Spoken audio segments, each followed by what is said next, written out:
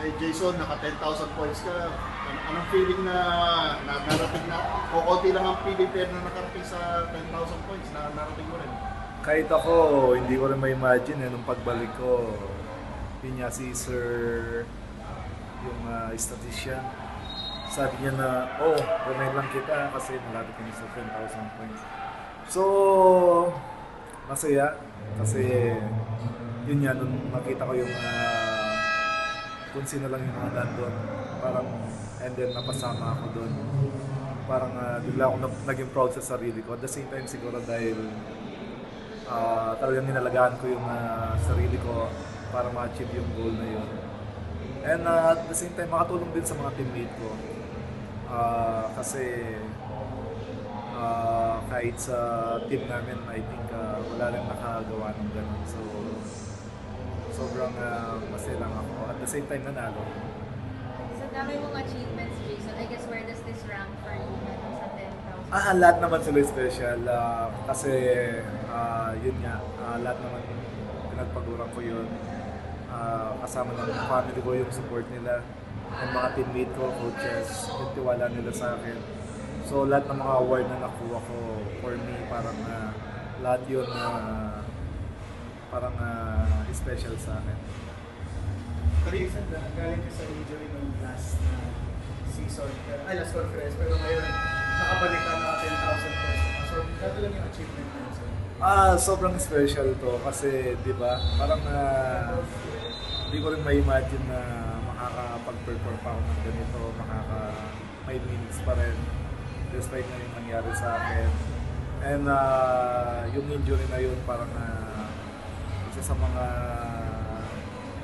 parang na-realize ko na kailangan kong malagaan pa yung katawan ko para gusto pang manalo ng championship. Yun naman yung ultimate goal din. Pero syempre hindi naman every conference na nanalo. So isa rin way din yun para yun nga magpalakas kasi yung mga past before ng injury, dami ko naramdaman ng mga maliliit na injury na binabaliwala ko. So this time, even season, yun nga, yung katawan ko inalagaan mo talaga. And para ma-achieve tong ganitong milestone sa basketball ko. So, kanina ba binibilang mo na palapit ka na? O Hindi. Kasi sobrang focus ko sa game. Actually, never ko nanisip yung points eh. For me, ma-set up yung mga teammate ko, maka-contribute sa defense, and kung paano sila mabigyan ng wide open shot. Yun yung main goal ko kasi kung makita mo yung team namin, daming mga scorer. So, yung pressure na score ako, parang hindi na ganun ka-pressure. Pero kapag may mga pagkakataon, go. Pero kanina, yun nga, nung fourth quarter, parang niremind lang ako na, kaya parang isa sa mga dahilan din kung bakit gusto namin manalo. tayo pa ba? 15,000? I think kontento ako kung ano yung mga nararating ko.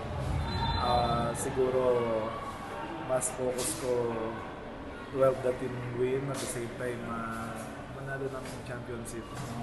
Kahit mga maliliit na lang yung role ko dito, parang yun yung gusto kong ma-feel ulit. Jason, I just wanted to ask you about si Sean Quiteros. Kasi kanina, siya yung nakakapalitan mo at nabanggit ni Coach Shot na magandang yung pinakita niya in the past 2 games. Sabi nga, even sa practice, sobrang ganda nung pinapractice niya. Sobrang deserve niyang ma-line up talaga. At the same time, yun yung mga guy na para sa amin nag-boost ng energy namin. Kasi always 100%, sobrang positive niya. Yung attitude niya, sobrang ganda. So, I think isa sa mga dahilan kung bakit kami nanalo ngayon because of Sean. And because of Bolden kasi yun nga, this game sobrang makita mo yung focus sa kanya. Ay focus niya during the game. So hopefully on Friday, Saturday, makuha din namin ulit.